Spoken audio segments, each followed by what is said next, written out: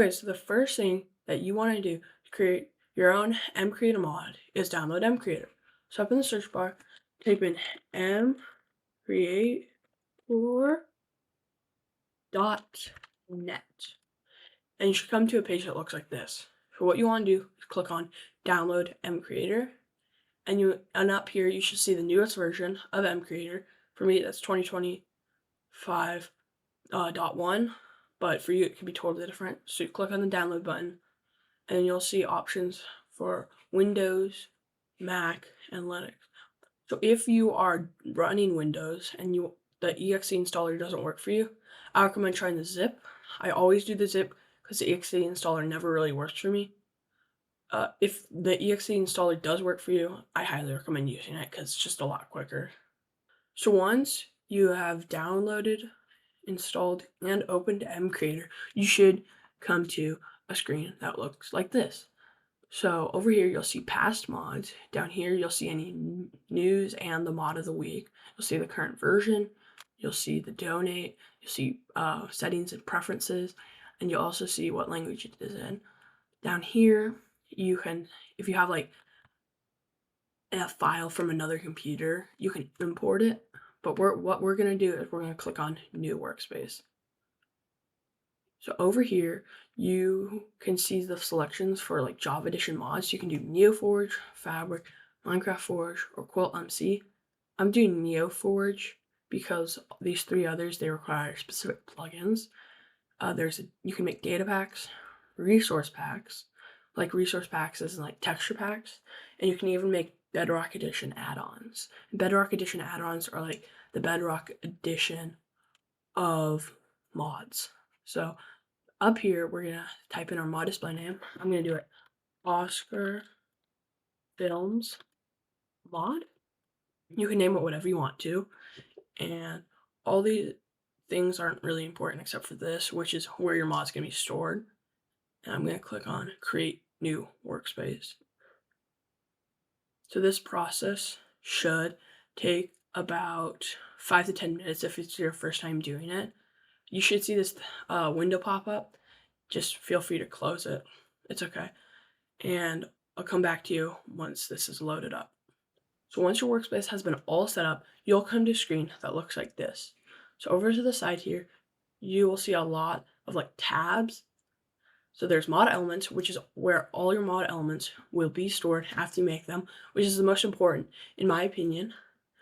You see resources, which is where you store your texture files, 3D models, sound files, structures, and other things. Element tags, variables, and localizations. So let's go back to mod elements, and we're going to be making an item. What I'm going to be doing is I'm going to be making an iridium ingot. So you can press on the plus button, and then you'll see a menu that pops up like this, and you want to click on item or use the hotkey I. I'm going to name my item iridium ingot. You can't use any spaces. I think you can use underscores though, right? Yeah, okay. You can use underscores, but instead of using underscores, you can just use capital letters and it automatically separates the underscores for you. So that's actually really nice. So then we're going to click on Create New Item. Next, you'll see a screen pop up like this. You'll see item texture, item model, has item glow in effect, and special information. At the bottom, you also see a list of all the other screens that you can use to help edit your mod element, which in this case is an item. So what we're actually going to do is we're going to click on item texture, because you don't really have an item until you have an item texture. And you can see that you can use any other item texture for your item. But I think what we're going to do is you're going to create a texture from scratch. You can also import an item texture from like your file, but we're going to do create texture from scratch. And you'll see us pop up right here, and it says fill with transparency. And that's what I usually do, because it just means like when you're holding the item, all the pixels that you didn't mark up will just be like blank and you can see right through. And it's 16 by 16, which is the standard item size for things in Minecraft. And then we're going to click on create. So you've arrived at the image maker of MCreator. And this is really nice because it's actually a really intuitive interface, really easy to learn, and it's really simple. So what we're going to do is we're going to go generate from template because that's the easiest way to make an item. And we're going to click on these 3 dots. We're going to search for ingot. You can either choose the light ingot or the dark ingot. Also, feel free to mess around with other pre-made textures or create your own texture. I'm just doing this for the simplicity of the video. I'm going to click on the dark texture. And the thing that's really weird is that for layer 1, you can't color it, so you actually have to do 2 layers. And how you do that, you just do layer 2 and you do ingot dark, and it just works out really well. So I can now do, I gotta remove the cobalt overlay first. So there we go. And you can see that's currently yellow, but I know that radium isn't really yellow. So I'm gonna do, I think it's like a purplish almost. So that looks good. And I can see here. And this is for rotation. And so say if I wanted to rotate it a bit, like I could do 180 degrees. And it would look like that. But I like it regular. So I'm going to just do 0 degrees. And also lock saturation and brightness. It's just if you want to make it pop a bit. So right now it's on, but if I turn it off, it becomes all faded and stuff. But I like it like bright and popping out. And then what I'm going to do is click on create and merge. And this is it. It's all come out just the way I want it. So some other tools that we have are drawing tools. So we have obviously the pen tool that we can like mark up. We have, let's just delete that. We have the line tool. We have the shape tool, so you can make shapes. The eraser, pretty self-explanatory. The stamp, so you can like stamp a texture almost. It's actually pretty interesting. It's like, say if you just wanted to like color it yourself, you could do like helmet, stamp, like that. But I'm just gonna go with the ingot. You can do a paint bucket, fill up your entire canvas. And you can do the eyedropper, which just like gets a tool and then that's your color. So right now I'm gonna do save as a new texture. And what do you want it to do? I'm gonna do item, because that's what it is. If you click block, then you actually can't make it the texture. And I'm gonna just call it iridium ingot texture. Keep in mind that you don't actually have to name it texture, but I just do it just to keep track of all my textures. And you want to click save this texture. Keep in mind that you actually can't do any uppercase. I know it's really confusing, but you can't. You have to do lowercase and underscores manually this time. And then once you're all done, you can click save this texture. Back in our mod element editor, we're going to click on that item texture button. And you can see that iridium ingot texture actually shows up here for one of the possible textures for our item. So we're going to double click on that, and now you can see it's selected. So the next step is figuring out the properties. Well, first you might think like, what about all this special stuff here? Well, that's for for example, if you wanted the has item glowing effect, like an enchanted golden apple, for example. If you want that glowing effect, then obviously you would click to enable. I don't want that, so I'm not going to click that button. Item model is if you want your item to look 3D. That's actually very complicated, and I think I'll get deeper into that later in the series. So item states, that's just like properties that you want for your item. Next is properties. On the properties page, you'll see key things like in-game name, rarity, creative inventory tabs, and much more. In-game name is pretty self-explanatory. It's just what your item's called. Rarity, it's like what color it is, the text is. So I'm just going to go with uncommon because like I feel like it's not rare, but it's not common either. Max stack size, that's 64. Creative inventory tabs, that's just where you can find in creative. So I'm going to go with ingredients. Enchantability, well, it's not, you can't enchant it, so that's not applicable. Item destroy speed, how fast it destroys blocks. It's just 1, that's standard. Attack damage, it's not going to be able to attack, but if you would want it to attack something, you have to click this button and then select the attack damage. Item use count, if you don't have any durability, then don't use it.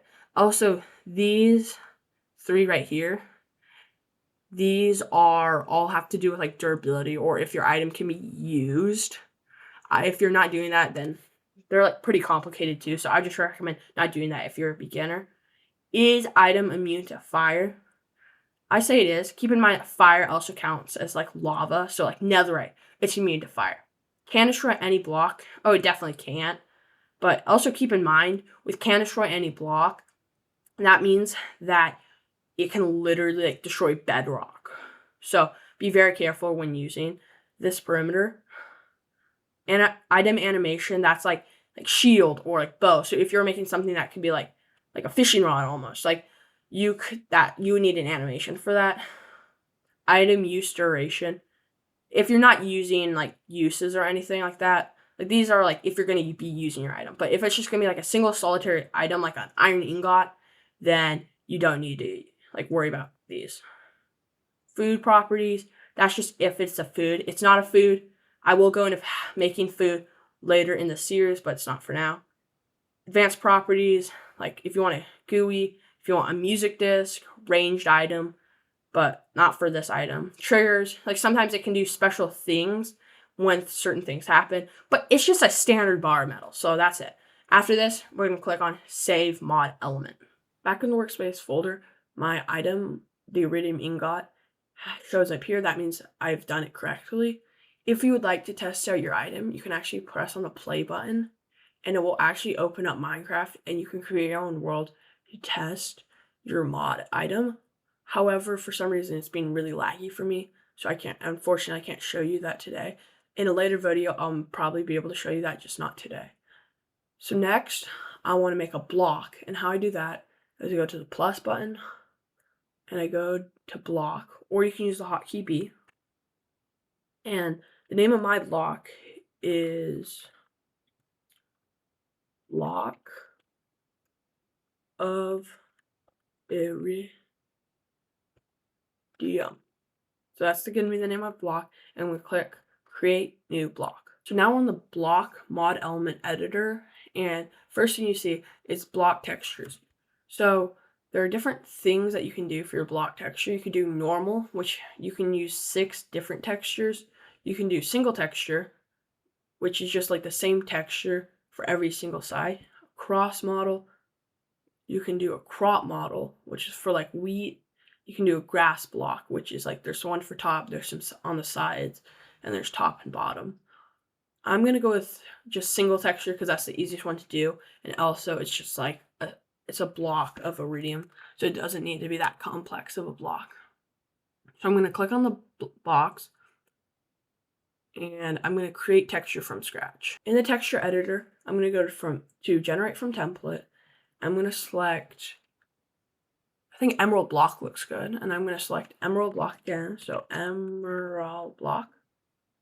I'm going to make sure that there's no other textures and that there's no rotation. So set this to 0, and I'm going to lock saturation brightness, and I'm going to choose a purple color I really like. So I think it was this one. That looks good, yeah. So I'm going to click on Create and Merge. I'm going to do Save as a New Texture. Keep in mind that this time you actually want it to be a block because we're making a block. Obviously, if you're making like an item, then you'd select Item, but we're making a block. And the name is going to be Block of Iridium Texture. And we're going to click on Save this texture. So now, back in our block menu, we're going to select this as our texture. After you selected our texture, we're going to look at the other options. Block base, I don't think I need that. Block base, that's like if you don't want your block taking up the entire 16 by 16 by 16 area, then you would click that, like for example, like stairs or buttons, that's what you would use for. I, however, do not want that. Rotation, so like sometimes crafting tables are rotationed in a certain way, or they're waterloggable. If that case, you would care about this. Visual rendering, if it had transparent parts, then you would click that, but we don't need that. Next is bounding boxes. I don't really know a lot about this, but it's like, I think if you want to offset it a bit, so it's not entirely on a single like graph, like block almost. Block states, that's kind of like item states. Next up is properties. The properties page of the block element editor looks a lot like the item editor, but there's a few key differences. In-game name is the same, and we're just going to lowercase the o for our block. Creative inventory tabs, I think we're going to go with ingredients. Hardness, it's like how hard it is. I am not well versed in this, so I'm going to click on the block to open up MCreator's wiki. Looks like it says, you can scroll down, and this is actually a really cool thing you can do. And it says bounding blocks, older version properties. It says hardness. This is how long it takes to mine the block. So I think I'm going to do about like 20, I guess. Resistance, how resistant to explosion is. Like obsidian, for example, is like 80. So I think it is going to be pretty resistant. So I'm going to do 50 for that. Slipperiness, it's not going to be really slippery or not so slippery. So 0.6, that's good. Jump factor, it's all these things are normal. Luminance, it has none. It doesn't emit light. Light opacity, 0. Has gravity. That's like sand or gravel. Will it fall? It won't fall. You can't walk through the block. It doesn't have a glow, and it's not replaceable. Custom drop. So say, for example, if you wanted to like drop something, like, for example, when you break an ore, for example, you want it to drop like a diamond ore drops the diamond. So that's what you do in this amount. We're just going to do one item. Tool able to destroy it. We're going to do a pickaxe. Vanilla tier tool. We're going to do, I think, diamond, because we want to make iridium really strong. It's not an unbreakable block. A vanilla sound set. So you could make your own custom sound set. I'm just going to go with, let's see here. Let's go with metal. Yeah, because it is metal. That's great. Advanced properties. They're like tick rate and other things. We don't really need that. It's just a simple block. Block entity, like a chest, for example. If we were making like a chest, then we would use this, but we don't need that. Energy and fluid. It's not going to store anything. Triggers. It's like if something happens, then I'll do that. It's just a block of metal. Generation. So for example, like an ore, you would use this. So when I make an ore later in this tutorial, we are going to be using this, but that's all good for now. So let's click on Save Mod Element. Back in our main menu, you can see that we both have iridium ingot and block of iridium. This is the end of this tutorial. However, you can expect some more tutorials for MCreator coming out later. Thank you, and please remember to like and subscribe.